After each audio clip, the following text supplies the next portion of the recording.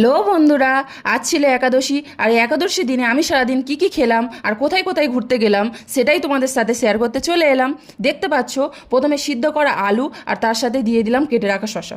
আর হ্যাঁ, এইগুলো আমি আগে থেকেই করে রেখেছিলাম, সেগুলো তোমাদের ভিডিওতে দেখানো হয়নি। যাই হোক, তারপর দিয়ে দিলাম পাতিলেবু রস, আর তারপরে দিয়ে দিলাম খোসা ছাড়ানো বাদাম, এবং অবশেষে দিলাম একটু লবণ।